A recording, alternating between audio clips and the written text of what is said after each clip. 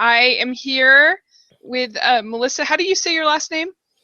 It's Leilani. It's Melissa Leilani Larson. Hold on, let me turn that off. Sorry, I had to turn YouTube off. Sorry, can you say that again? Melissa Leilani Larson. Great.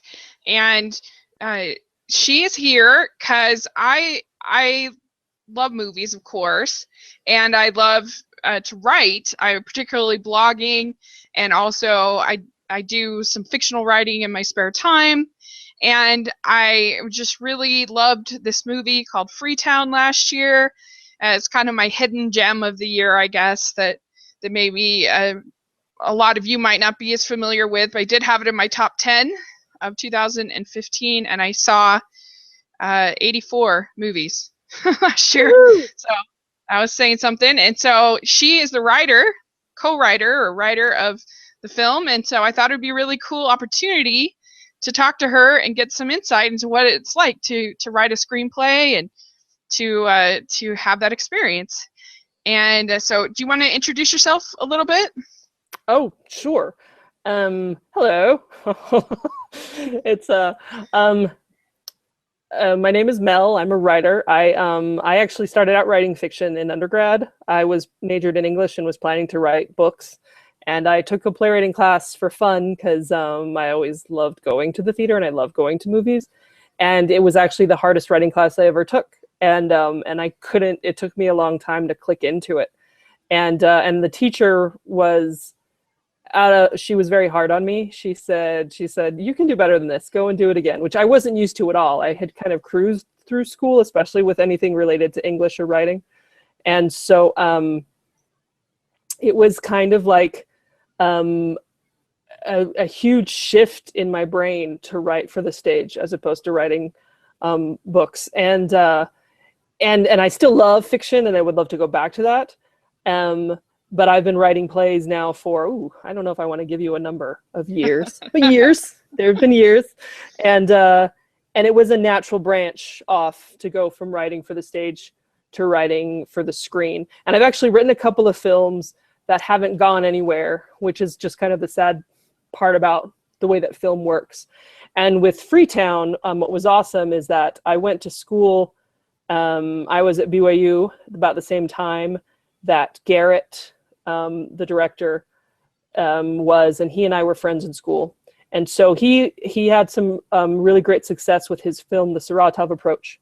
And when people are asking him about him working on a follow-up to that movie, this was, I think, early spring of, 2014? He called me and he said, hey, I want to work on this film, and would you be interested in writing the script? And I said, yes. And it was great to work on a project that someone was really impassioned about, and that there were a lot of things in place for it actually to get made and to go all the way through. So, sure. So it's my first feature that's been finished as far as produced and everything. I have a dozen or so plays that have been produced kind of all over the place, and I've had a lot of success there, and I'm looking to do some more film. And so I'm a playwright, I'm a screenwriter, and I freelance.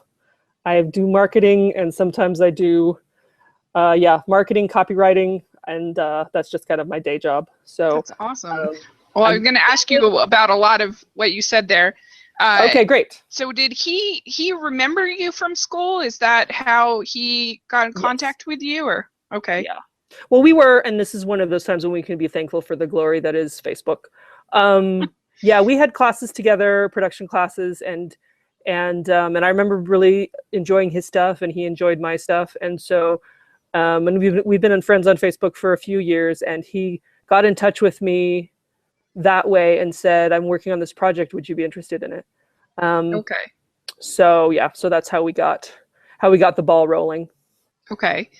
And how much, I know it lists you both as writers. Was it like an 80-20 or 90-10 or 50-50? What was the percentage that you wrote it? Well, what happened was it's kind of a funky situation. So he was really interested in directing because that's what he's really interested in doing, and he does have he is a talented writer as well. But with this project, wanted to focus on the filmmaking aspect of things. And so he talked to me about writing it, and we did several drafts, and I would draft and meet with him, and he would give me notes and I would revise. And then when the film was shot on location in Ghana in the fall of 2014. And I basically finished my part of things before he and Adam, the producer, went over and cast the film and did some location scouting. And as a result, when they were in Africa, there were certain things in the script that had to be adjusted that we just didn't know about when I was writing it over here. And so Garrett was the one that was there and had his laptop and was seeing things and was a part of location scouting and a part of talking to people and a part of the process. And so he just had to make adjustments. Okay. So I guess if I were to it's really hard to put a number on it. So I would probably say, I don't know, 70, 30, 80, 20. Okay. It is his baby, and it's been his baby. Like, he wanted to tell the story and he wanted to make it. What he did on the title page of the script itself is it says written by me and it says revisions by Garrett. So Okay. so it's the and the ampersand when you share a credit on a film, it gets complicated. Mm-hmm. Okay, cool. I wondered about that. So what was it like transitioning from so I guess if you could talk a little bit about your plays that you've written, maybe a few that have been produced or that you've particularly, I don't know, liked. And then, like, what was that? Is it any different writing for a movie versus writing for a play? What was that transition like, going from one to the other? Well, the fun thing about writing for the stage is that there's this really great feeling of immediacy. Like, you're right there and it's very intimate. And what's awesome about having really awesome actors in your play, and then say how many times I can say awesome in a sentence, but the really great thing that I love about it is that there's a really strong sense of immediacy. Like, it's right, you're very much in the moment and it's right there and it's right now. And you can feel urgency in the air. And sometimes when the actors are talking, they're talking to you, it feels like. Right. I have, this is a theater nerd moment, but a few years ago, my sister and my parents gave us, for a Christmas present, we went over to London, which is my favorite place to see the theater. And we went to London for a week for the opening of Wicked, when Wicked opened in the West End. Because my sister, Oh, wow. Yeah. she's not as much into theater as I am, but she loves Wicked. And so we went to see it, and Idina Menzel was there for the opening. No way. And so we were able to see her, and we sat like ridiculously close. Like, I actually really like to be a little further back than we were. But we were like in row B, and we could see her sing. We could see her see her sweat a little bit. It was awesome. And there were times when it felt like I felt like I was in the same room with her. And I felt like, even though it was this huge theater seating something like, I don't know, 1,500 people, it felt like there were moments in that show where Idina was singing to me. And that's something that theater has that film, unfortunately, can't replicate. Yeah, very rarely. There are those movies where you do feel like you're a sort of a fly on the wall. Yeah. It does sort of feel like you are there. Like, that's what I loved about Boyhood. I don't know if you saw Boyhood last year, but you're like, I'm in this house for 10 years. It's the 10 longest years of my life. It felt like I was just part of this life. And I really loved, I saw this week a film called 45 Years. Oh, good. I want to see that. It was, Did you see it? Not yet. Oh, it's so good. It was so good. And it's just like about 5 days in the life of this couple. Awesome. It was brilliant. But yeah, I agree. I do. I've seen Wicked, and I've seen Idina Menzel live in concert. That would be amazing to see both. I'm a huge musical theater, Broadway junkie. I particularly love Les Mis. Anything Les Mis, I just love. And so, yeah, I know what you're saying about that. There's just something about whether it's even a concert or a symphony or just something about that live, that energy of live performance is just so great. Yeah, going to the symphony live is awesome. Yeah. It's really great. Something about that's actually one of the weird things that I love about Fantasia, is that when you watch Fantasia, you feel like you are at a concert. Like, it's a concert experience, and it's so unique. And so I really love that about the film. But yeah, I know what you're saying. So that's yeah, interesting. and I think there are stories that are like really well suited to that. And a couple of my favorites, I've had, and that's what I went to graduate school and studied playwriting after I decided, oh, well, I'm done with undergrad. I suppose I should like figure out this theater thing. Because I wasn't a theater nerd in high school. I was a band nerd in high school. So theater was like it was a completely new thing. I didn't know what I was doing. And so I went to graduate school to learn about it and kind of like buried myself in it. And I think that there are stories that are really well suited to the stage, and I think there's stories that are really well suited to the film, to the movies. I love the play August Osage County, and I saw it on Broadway the same summer that I saw In the Heights, and it was really great. And it was like, and it's funny because I was like sitting in the back of a balcony, and the set is huge, and it's Broadway, so nothing about that show is small, and yet it felt like it was actually kind of that same feeling. It still managed to somehow feel intimate, like you're kind of spying on these people when they're having personal at home. The sisters are having cat fights, and you don't feel like you should be there. Yeah. And I didn't think that translated to the film. There are things in the film that I liked a lot. I think that dinner table scene is one of the best dinner table scenes in drama. But like there were certain aspects of the play that just felt so much better as a play, and the movie, despite having this fabulous cast, was kind of a disappointment. Yeah. Does that make sense? So I totally understand. I think that oh shoot, I just had it in my head. Now I'm forgetting. Jersey Boys was one for me. Total delight on the stage, total lame movie. And there are a few examples of I think Sound of Music is the best example of one that's actually better in the movie form. The changes they made, the things they moved around. Of course, Julie Andrews. Yeah. But for the most part, I agree with you. I think The Sound of Music is actually a really great example of, it's like, because they revised the script so well. Like they didn't just adapt it, but they made it better. Yeah. And so, I agree. The screenplay is better than the stage play. The stage play, when you look at it, you're like, so much happens in Act 1, and then Act 2 is like 5 minutes long. Yeah. It's like so well, and short. The characters are more like subtle in the movie. Mm-hmm. So like in the stage play, characters like the Baroness and Max and things are just sort of caricatures. Right. And there's so much more interesting to me, a great film.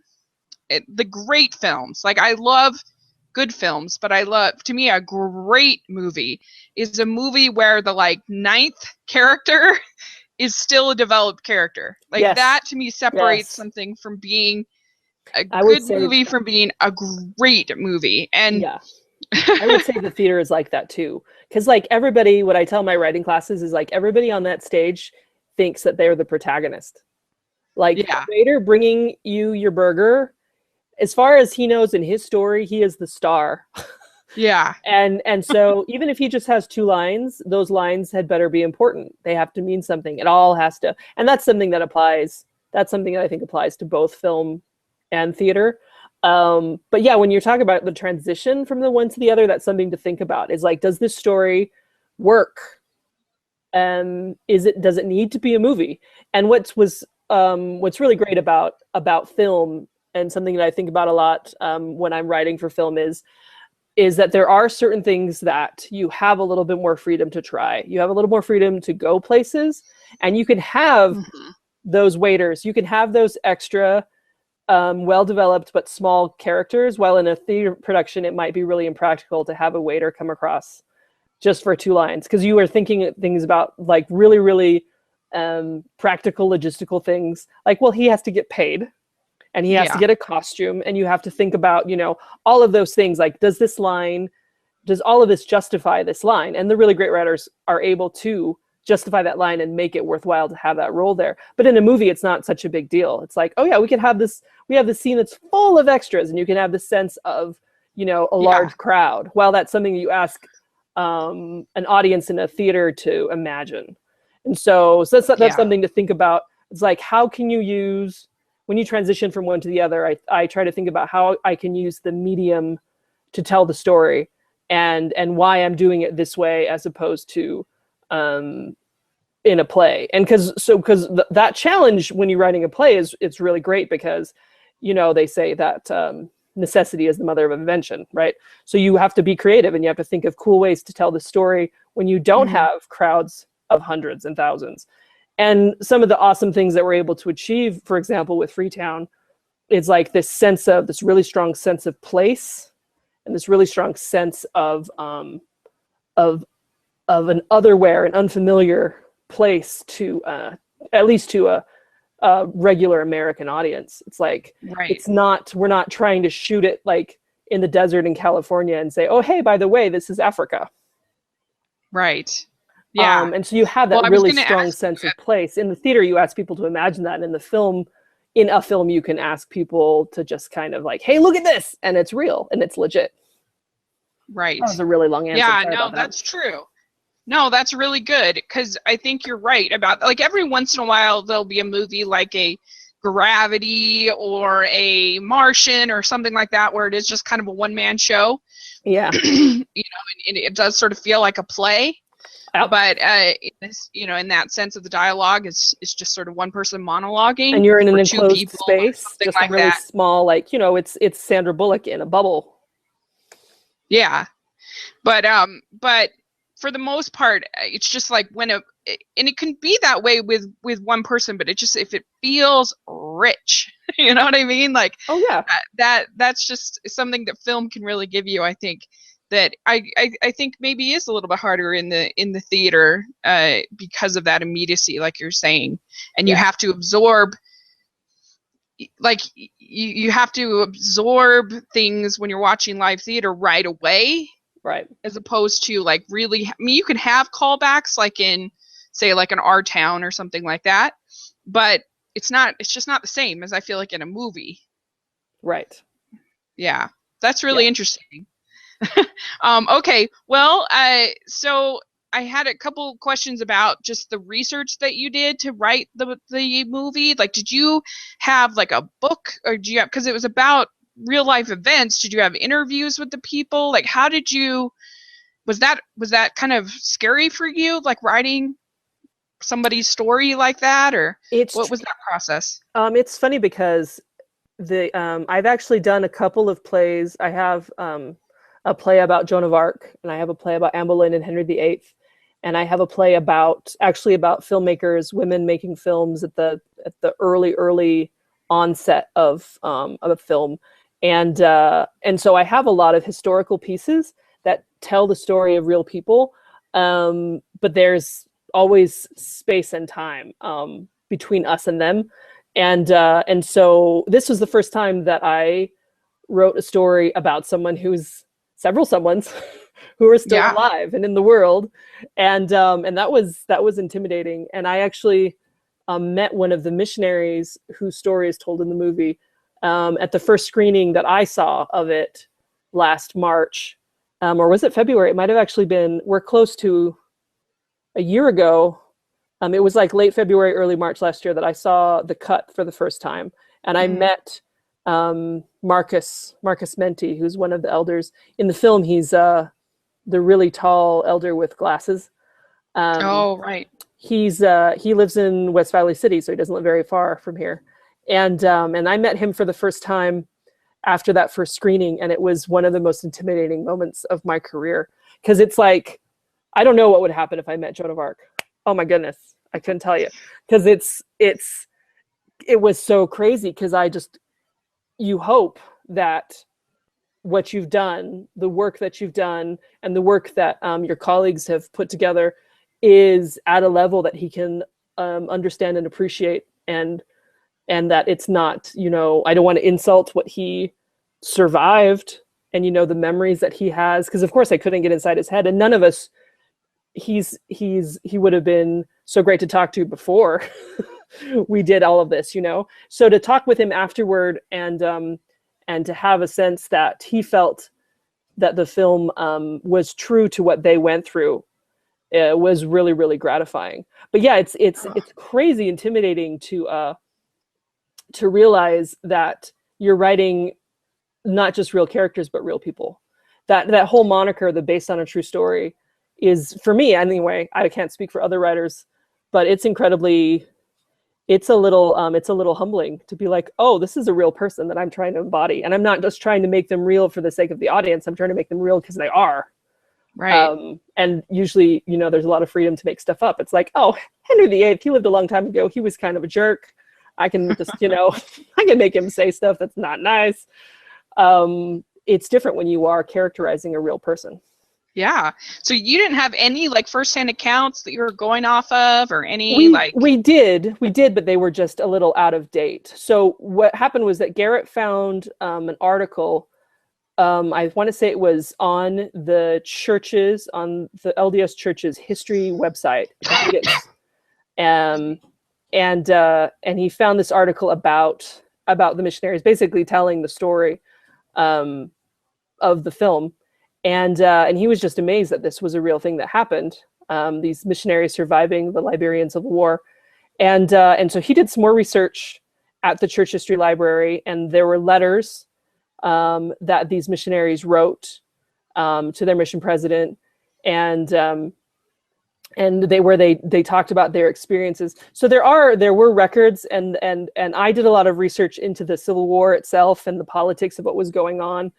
And also into some of the things about missionary work, because I haven't been on a mission myself. And we just kind of had to create a world as best we could from what we had, which was fine. I mean, that's what we do. That's for lack of a better word, that's the game. But sorry. Did you have accounts from Brother Abu Bakr? I don't think we have anything from him personally. I think most of what we have is from the missionaries. Wow, that's incredible. I'm so impressed, because he was such a real flesh. I mean, I know he is a real person, but his character was I thought such a subtle, nuanced character. I really liked his character, and I'll talk a little bit more of that in a second. But that really impresses me that you didn't have like I thought, well, maybe he wrote like a memoir or something that you were kind of going off of, or a diary. Several of the missionaries did. I don't think he did. And what we chose to do, this is one of those moments where it's kind of like, you kind of have to make an educated guess. It's an educated fiction. But we made the choice to make him, as far as the film, a bit of a doubter. And that actually made it easier for us to really kind of round him out and ask those questions like, why is this working? Because it's easy for the missionaries who are in that mode of teaching to be like, hey, miracles, awesome. And it's sometimes more interesting with a character to go from the other side and ask questions. Well, that's what I was going to ask you about next, because I don't know how familiar you are with the faith-based film genre. I've seen a lot of them. And I think sometimes people are too hard on them. I think that there's nothing wrong with a film for a particular audience that is, somewhat cheesy. Let's just put it that way. But right. I was so impressed with the way that the movie had very little dogma and very little preaching. There wasn't a moment, like, for instance, the movie War Room. I don't know if you heard about that. In September. I remember seeing the trailer, and I was like, wow, that's a choice. There's literally a scene where she comes out of her house, and I didn't hate the movie. I gave it like a C-, but she comes out of the house and she screams out at God, and she says, or she screams out at Satan. She's like, you're not going to get my family. You're not going to, and she has this huge, big speech, and there's this dramatic music, and she's able to save her family and everything like that. Whatever. But like, and that's really pretty common in faith-based films, is there's sort of the evil atheist, and then there's the person who either is converted or is sort of the pillar of strength, one way or another. And I was just impressed by how little of that there was in this film. And I felt like I sent you the link. My friend Youssef, I watched it. Who's Muslim. He saw the movie. He loved it. Great. Yeah. That's really refreshing to hear. Yeah. Yeah. And when I saw it, I thought, do I like this just because I'm, I was a missionary and, I'm Mormon or whatever? But I really felt like, oh, this is a faith-based film that people can like, that aren't religious at all. That's just a good story. Yeah. And I guess I was just curious about that. Like, did you feel any pressure to like fit into the faith-based market or anything like that? Or I personally, were you aware of the market? I did not. I am aware of the market, and I have seen films, and I haven't seen a lot of them. I have seen several that friends of mine have made. I know that the market is probably a lot bigger than what I've seen, and it's not necessarily my cup of tea for some of the things you're talking about. Yeah. Because I, as a writer, something that I try really hard to do is to not preach. Sometimes people will ask me, like if I do a talk back after a play with the audience, and people will ask me what the message is, what they are supposed to take home from the show. And I will answer that question with a question. I'll be obnoxious and I'll say, well, what did you get from it? And they'll tell me, well, this is what I learned from the show, and this is what I feel going home, and this is what I think we're going to talk about in the car on the way home. And I said, well, then that's what you were supposed to take home from it. I don't, as a faith-based person, as a religious person who considers my art to be inspired, I don't feel it necessary to blow on that particular horn. It's going to come out. And so story trumps message. Story always trumps message. If you do what you're supposed to do, which is tell the story the best you possibly can, then the message that the audience needs to hear will come out. Right. The message will be there. So well, and it gives the option of multiple messages. That's the cool thing, is that if you tell a good story, right, people can take different things from it, That's exactly it. Yep. Yeah, I really, really like that about it. And I mean, there were just so many moments where I thought, oh, this movie could have gone into that realm. Like, for instance, I felt like Elder Gaye, I think is how you say it, that character could have been very preachy very quickly, because he's the persecuted one, he's the victim, right. Or the companion of Elder Gaye could have been really like sort of preachy. But I just felt like those moments were just handled so well, and I was really, really impressed by that. And I loved, That's great. Hey, thanks. Yeah. Yeah, that's it's a goal I have, because I think the problem, and when we talk about faith-based films, of course, hey folks, we're talking very, very generally, and I know that not every film falls into the formula, but sure. There's something to be said for the fact that a lot of snobby film people will look down on the genre because there are certain tropes that a lot of those particular filmmakers don't want to do, that faith-based films hit on. And it's because we have an audience that wants to feel good when they go to the movies. And some of those films that aren't of the best quality at least have that emotional release that the audience is looking for. But why don't we raise the bar and make a film that's both pleasing artistically and emotionally and spiritually substantive? I mean, I think that's very possible, and it just takes more time than we're spending. Well, and I think films like Freetown really do help, I think. And Once I Was a Beehive, I don't know if you saw that. That was an excellent, I thought, example. Oh, excellent. I thought there was a movie, it was flawed, but it was an improvement. I saw improvement was Woodlawn, that it did a lot of things better than had been done in previous films like that. So I think that, I guess for me with the faith-based films, one of the things that I think is nice is that they do portray certain religious experiences that are that I've experienced, such as conversion, for example, that if you haven't experienced it, it's going to feel preachy, right? Just by its mere existence in the story. I mean, maybe 1 in a million writers can pull that off. Maybe a Harper Lee or something like that could do it. But for the most part, if you have a conversion scene in a movie, it is for faith-based audiences. And so I guess I give them a little bit of a pass just because I feel like, I mean, I'm still giving them C's and D's and things like that, but I don't totally skunk them like some people do, because I do feel like, well, at least they're trying to tell a story, and I have seen some improvement in the last couple of years. I think they are getting a little better now that they're making more money and they're investing more and they're getting better actors and whatever. So, but anyway, I really appreciated, like I said, how this film, it had characters that were in this story and weren't preaching, and they were also complex in their faith, and in, like you were saying with Brother Abu Bakr, that he did doubt a lot.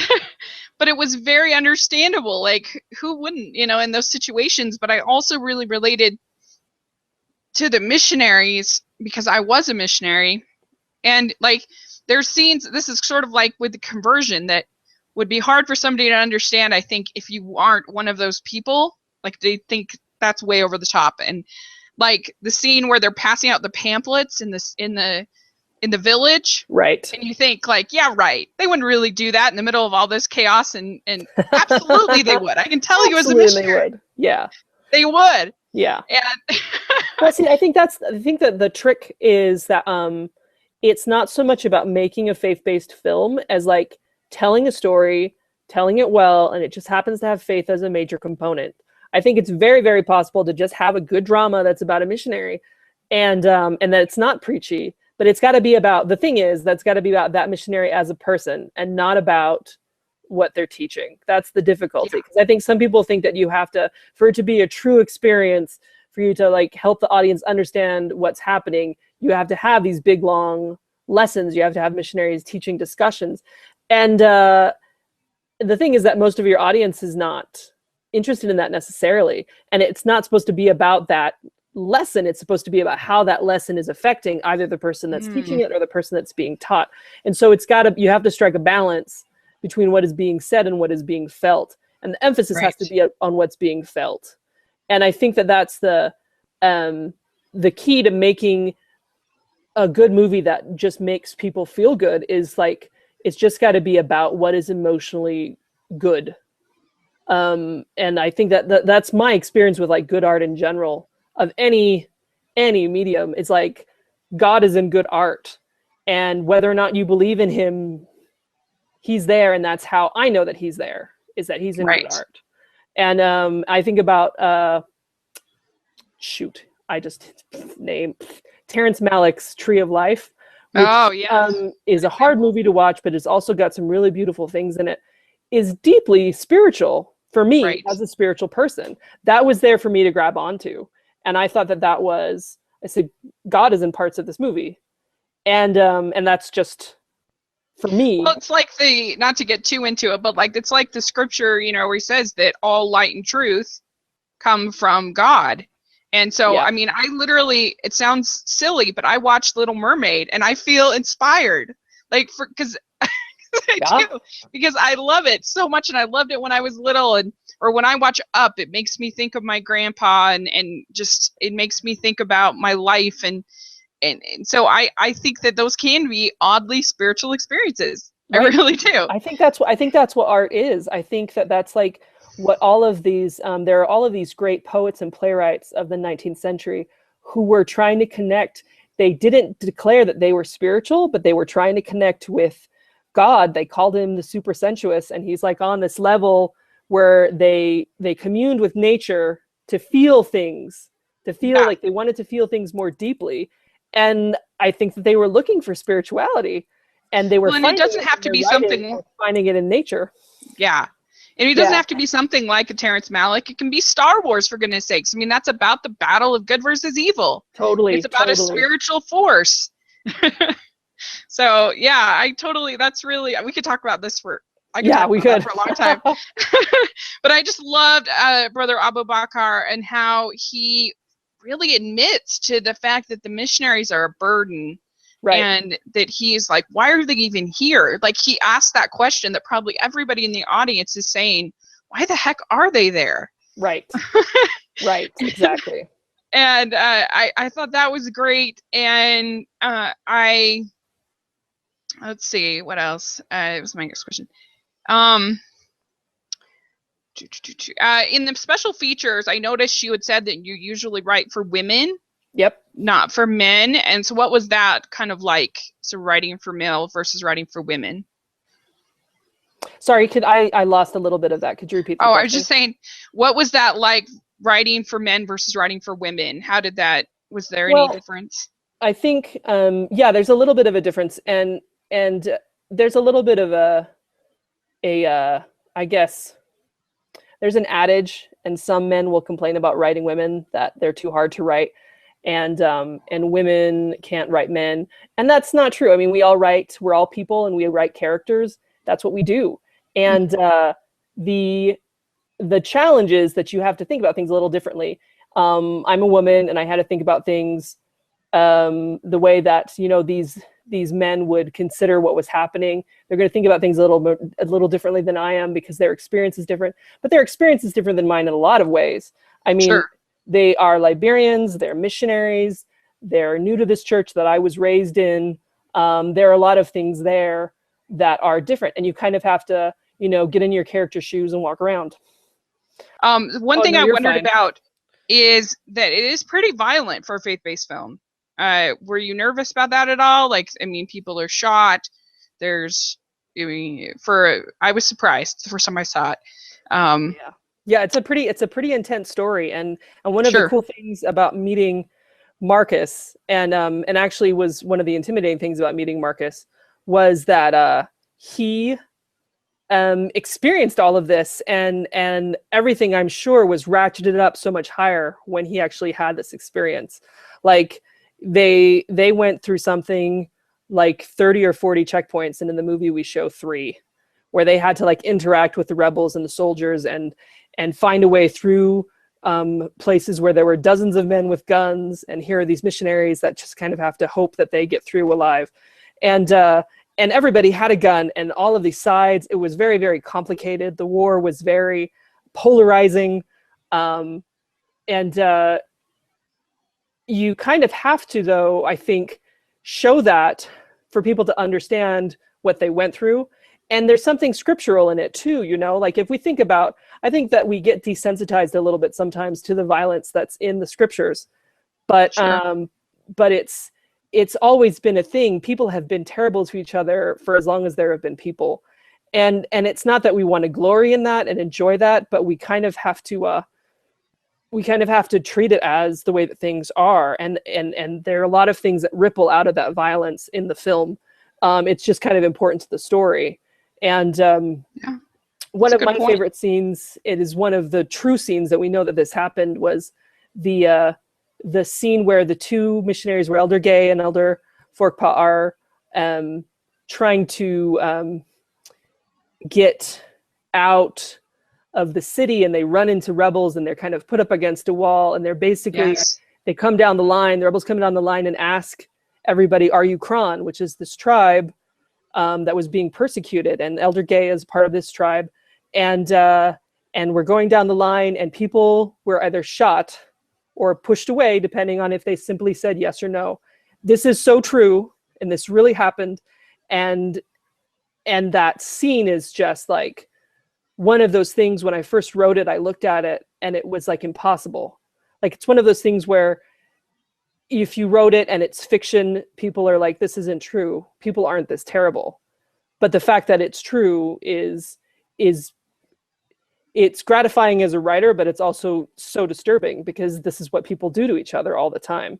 And there are moments like that where you just kind of have to balance what you want the audience to feel with what you actually want them to see. Because no, we don't want to make a crazy R-rated, bullets flying, blood flying, crazy Edge of Tomorrow. Well, that's a bad example, because I love the Edge of Tomorrow. But we don't want this. Right. It's not about the violence, but you can't not have the violence. Right. A lot of words. Sorry. No, that makes words.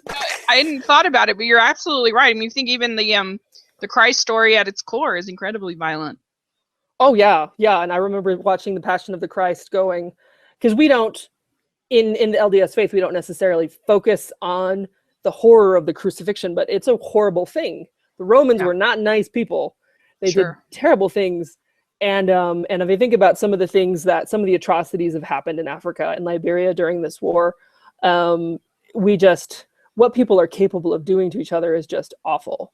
And no, you don't want to show it, but you can't, I have no desire as an artist to dance around it, you know? Yeah. Well, that's really interesting, because I was going to ask you about Elder Gay.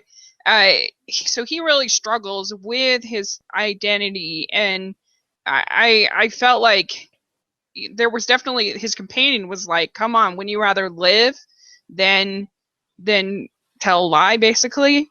I thought that was an interesting character. And I also thought that the villain, well, they're kind of two villains, not really villain, but there's the one who's the member of the church, who's not really a villain, but he's with the villain.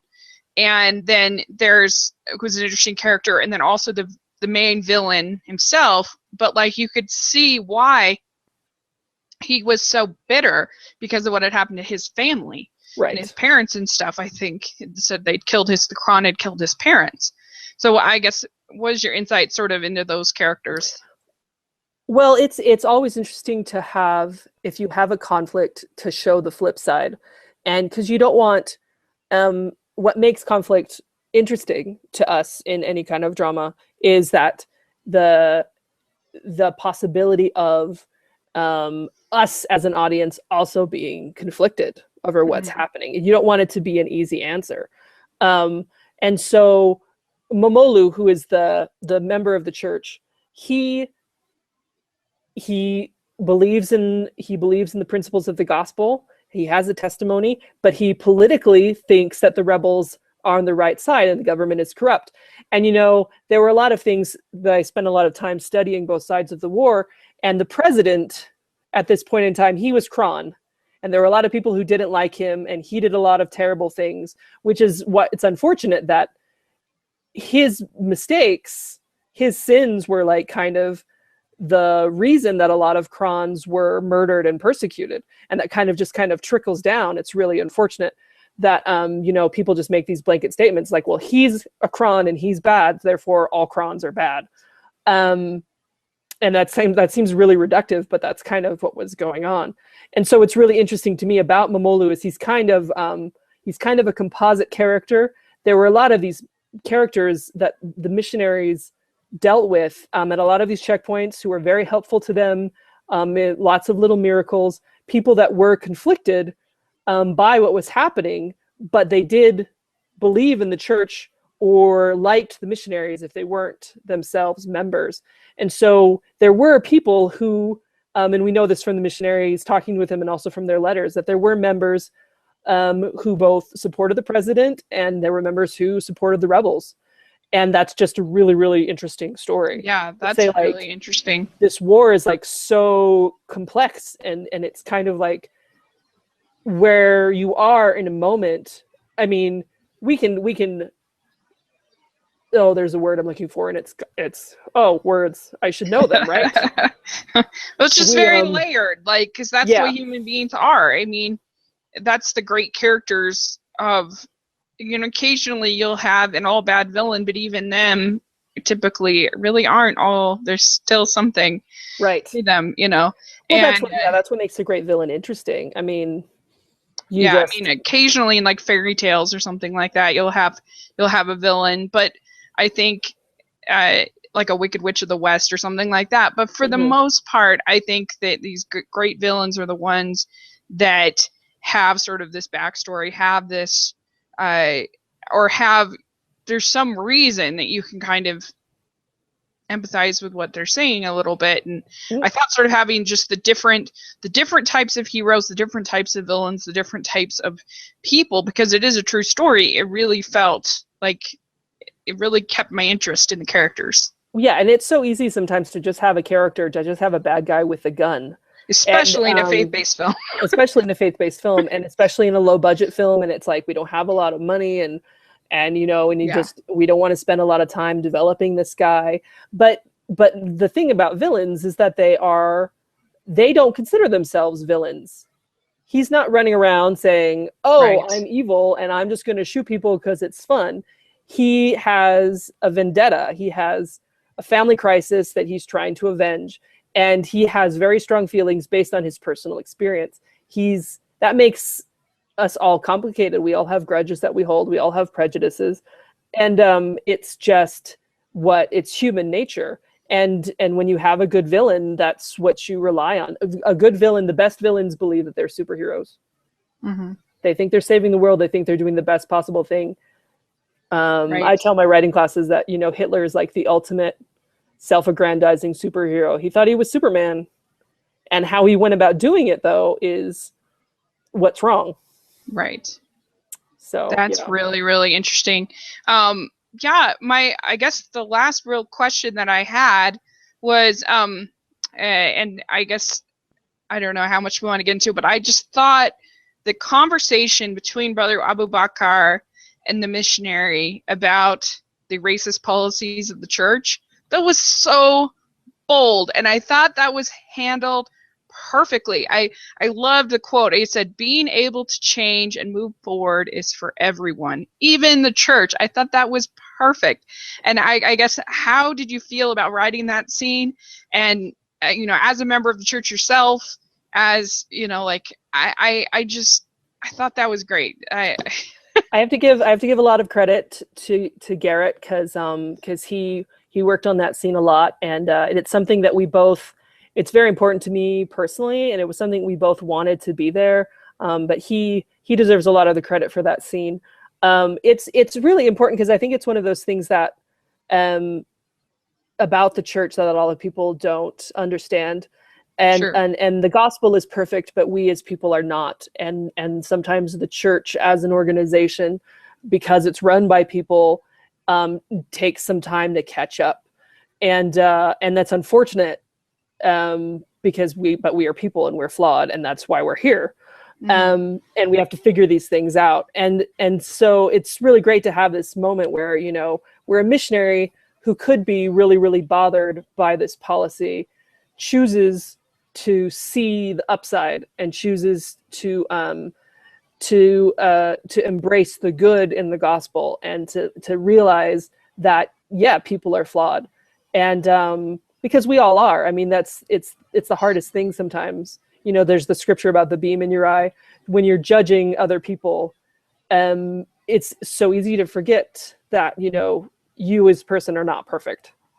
And and it's one of those things that I think the church may not in years past have dealt with as graciously as they could have or should have. Sure. But that we needed. It was a change that had to happen, and we're so glad that it came about, And there are the things like that the modern day church, we still have places to grow and to improve, so that people feel welcome. And that's us as a culture. That's not the gospel. And so it's people sometimes have a hard time changing. And so it's one of those things that could be what you were saying earlier about, could be preachy. It's one of those things that really could be, but it's really Garrett did a really nice job of tackling it from this missionary's from his experience, and making it about him and making it personal, and that just makes it great. Yeah, I agree. I was really impressed with it. I guess last question I had is, so what were your feelings like seeing your words when you finally saw the finished product? What was that like? And was there a scene that you really liked that ended up getting cut?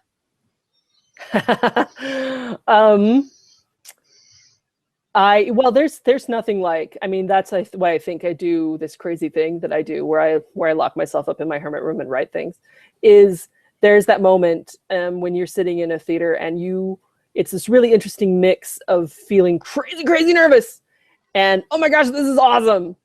And it happens when I write a play too, when I sit in the audience, because nobody knows who I am. I am anonymous, and that's fine. I like it. I like it that way, because I like to sit in part of the experience, both in the theater and in film. When you see a movie in the theater and in the theater, that experience is I think unless you're like an Aaron Sorkin, I think that's like pretty much writers.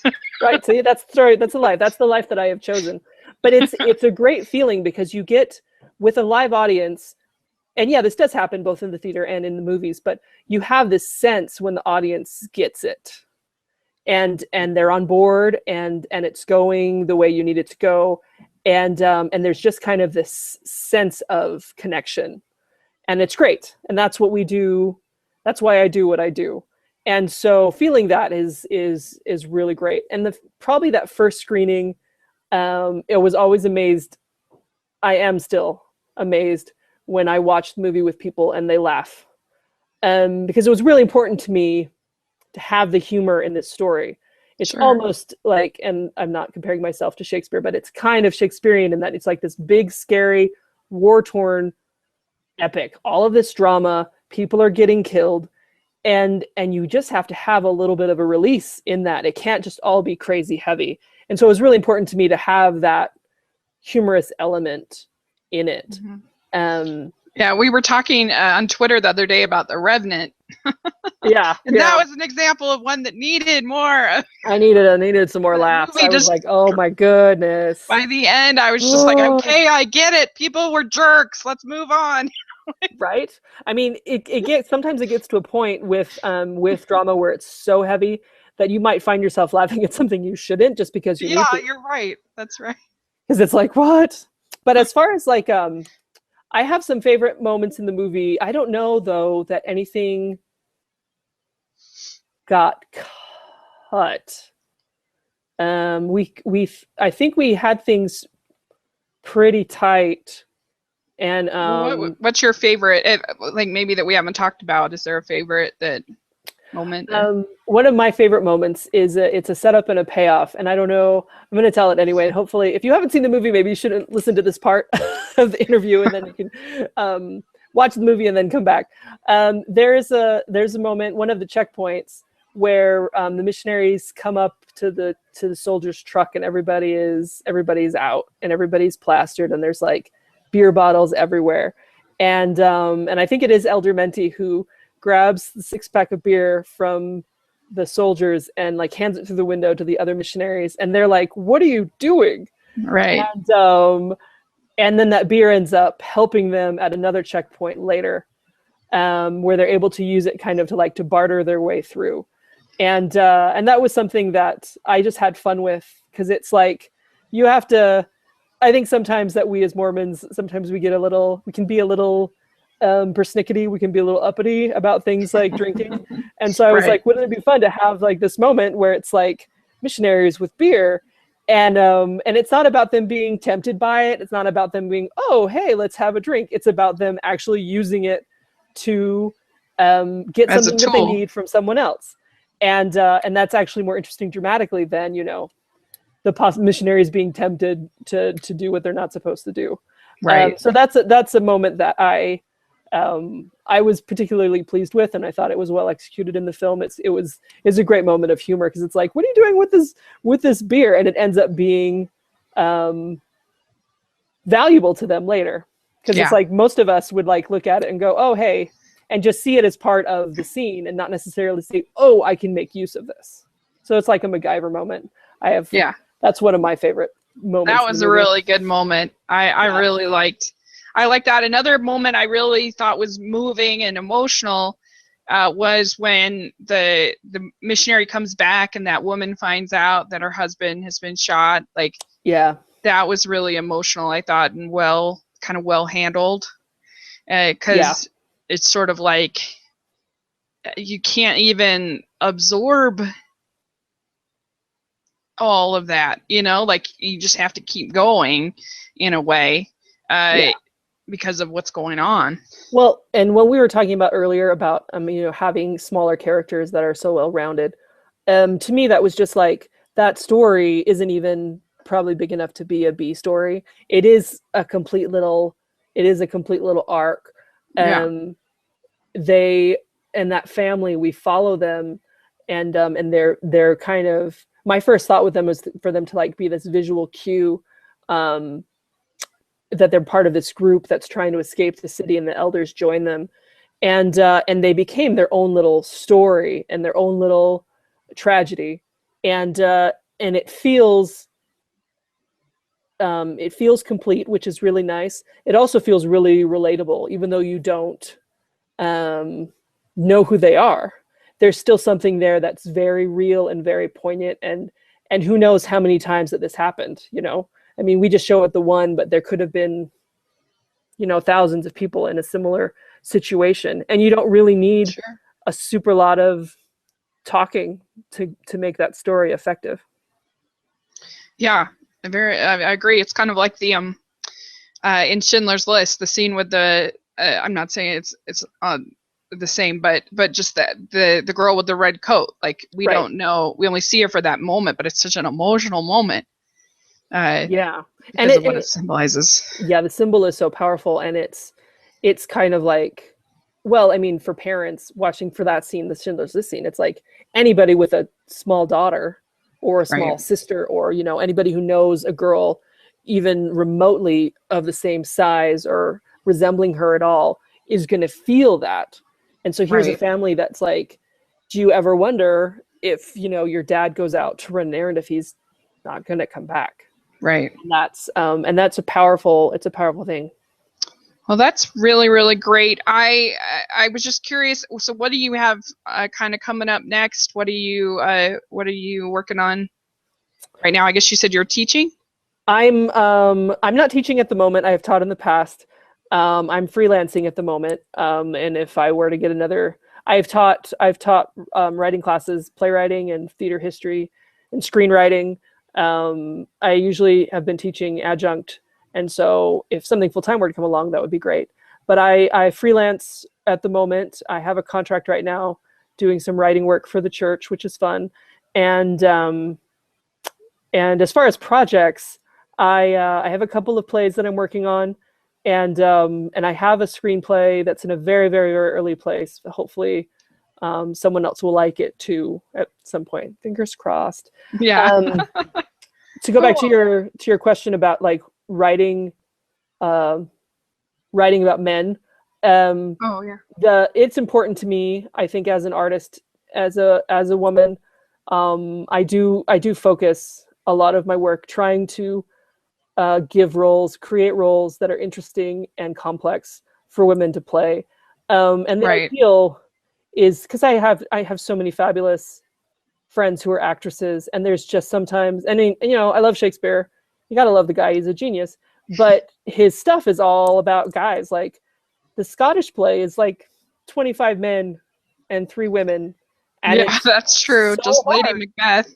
He's like the only one, and Lady Macduff, and then wants to be Lady Macduff. That's like the saddest story ever.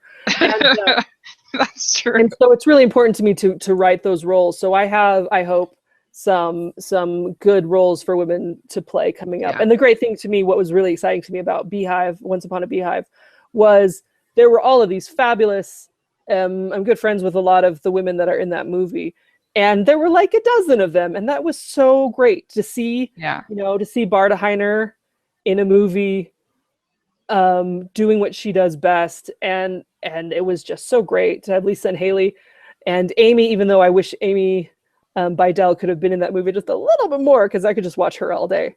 She's so fabulous. And that's what I want to do. I have so many things that I want to work on. I want to be Nora Ephron and revive the romantic comedy that doesn't suck. Nora Ephron is my hero. I mean, next to Disney, Walt Disney is one, and then Nora Ephron. I love Nora Ephron. Yeah, I would love to do that. I think that would be fun to do, is to write something that's, so I actually have a play that I wrote about a married couple, and the husband has chronic fatigue syndrome, and the question is, if he sleeps all day, is he sick or is he sleeping? You know, and I actually know a lot of people that are in a very similar situation health-wise, and it kind of puts a strain on their marriage. And the play, a lot of people related to it quite personally. So I've actually, for several years, been working on adapting it for film, and now it's like, got to find a way to get it made. So that's one of the things that I've got out there. But it has, I hope, a nice romantic comedy vibe to it. That's awesome. I love that. I'm just gonna. I love romantic comedies. I think I have a whole thing on my channel. I'll send you the link after on Twitter, but I have a whole thing called The Defense of the Romantic Comedy, where I break it down and explain why the good ones actually work and why the bad ones don't.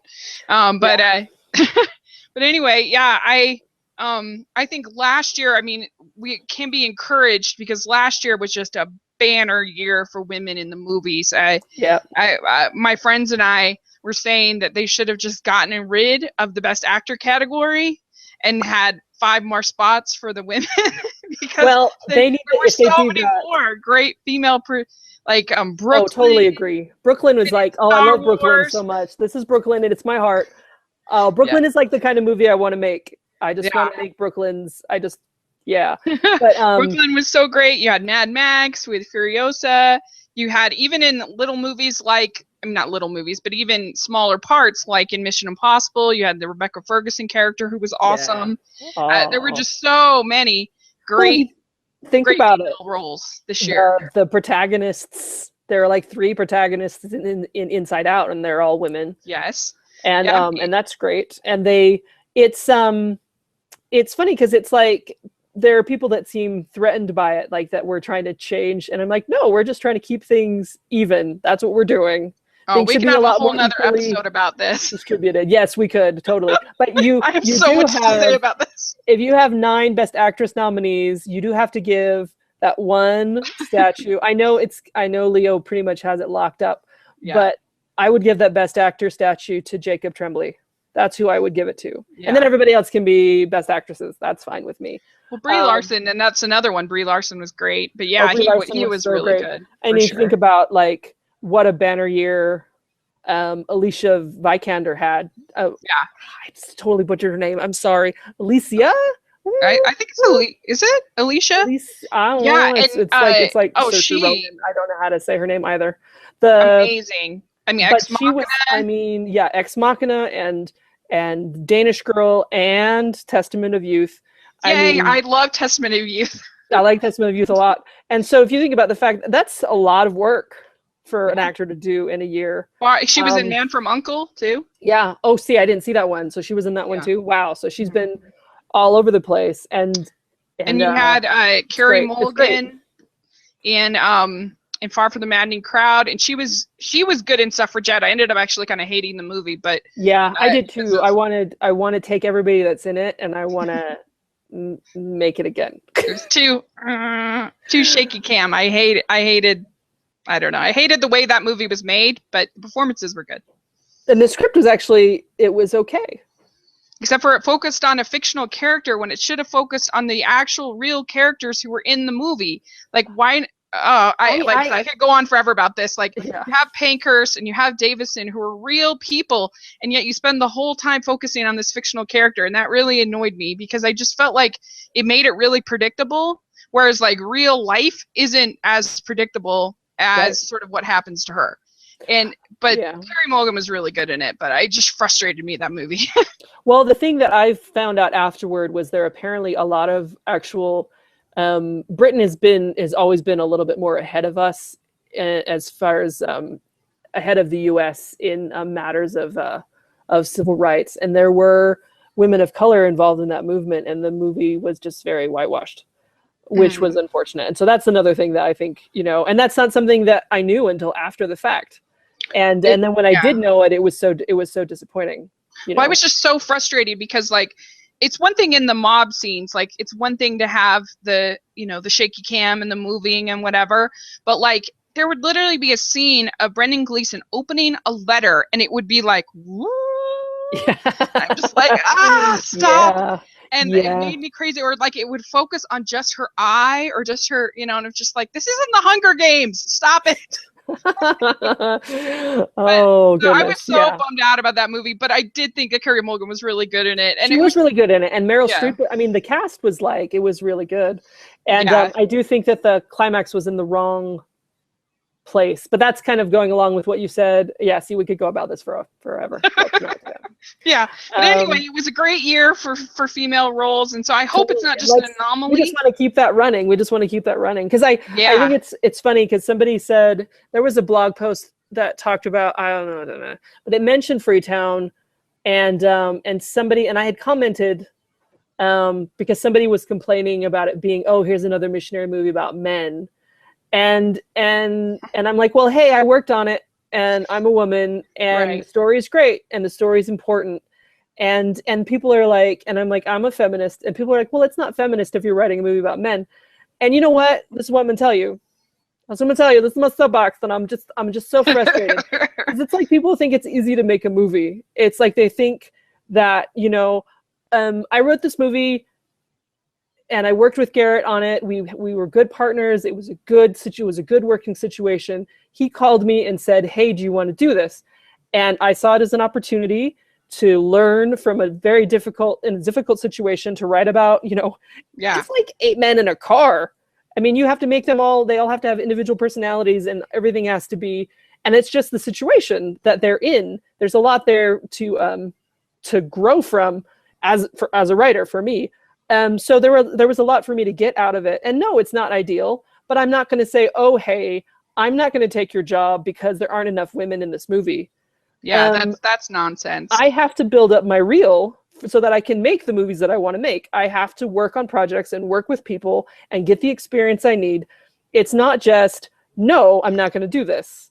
And that therefore I'm not a good feminist. I was rankled. I was like, well, because it's one thing to make a comment about, see, that's where you get into trouble. Because things like, say, the Bechdel test, are helpful tools in analyzing trends. And we can talk about these trends that we like. That's awesome. But when we talk about individual movies, then you kind of have to put that aside and say, well, what about this individual movie? So that's I wasn't, some people wanted me to give Suffragette a free pass because it was made, produced, directed, whatever, written, whatever, by women. I'm not going to, and it's about the suffragette movement. I'm not going to do that. That doesn't help anybody, to give a movie a pass because. Have you seen the trailer for Whiskey Tango Foxtrot? I have seen the trailer. The new Tina Fey movie. That last little button on it, that's so funny. That's awesome, where the female driver is driving and Tina Fey is the first female driver, and then as soon as she's introduced, she backs the car into something, and Tina Fey says, that's bad for women. That sucks. That sucks for women. And that's kind of how I feel about that a little bit, where it's like, yeah, you have this opportunity to do something really great and awesome. You made something. Wouldn't it be so cool if you made something awesome? Yes, let's have women making movies, but let's also do that and raise the bar. Let's raise the bar, because guys are making bad movies all the time. We don't give them a free pass. No. So you have to look at the whole sort of trends as a whole. And then you have to look at the individual movies. And there was no reason to add more female characters to this story because it's a true story. It's just kind of the way that it is. Yeah. So my hope is that it leads to more work for me. That's what I'm hoping, that I'll be able to do more of the stuff that I want to do. And I don't regret making this movie at all. I think it was a great thing for me to be a part of. It's been really exciting to do something that probably more people have seen than all of my plays put together, which is a depressing statistic if you think about it too much. Well, people don't realize, I was going to say, the audience works. Yeah. People don't realize how big theater is here in Utah. I was going to say that earlier. It's just unlike anywhere else I've ever lived. And I've lived in DC, and I've lived in Sacramento area. There's not even close to the little towns like Alpine and Draper having their own theater. That's just bizarre. Right. So it's kind of a weird bubble that we're in. It's true. I love it. I want to make theater, and I want to do the same thing with theater that I do with film, which is where I want to tell stories that challenge people. I don't necessarily want people to be comfortable. I don't want to be comfortable when I go to the theater. I want to think about things. If that story that makes me think is about a guy, okay. It's not, right. I want to tell, it's not like I go and say every story I write has to be about Mormons. That's not the situation either. I find that spirituality in good stories, if it's Mormon, okay. If it's not, that's actually okay too. Sure.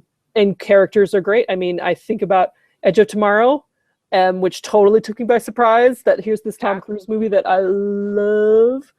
And who would have thought? I just said I love a Tom Cruise movie. Wait, what? What? It was in my top 3 that year. It's incredibly well made. Everything about it's well made, and the woman that's in it is a fabulous character. I love Emily Blunt, and but it's not like I'm not sitting there going, this would have been better if it was switched and Emily was the protagonist and Tom. And I'm like, it's not what matters. You know, Right. What matters is here's this role that this woman owned and she was great in, and it was awesome.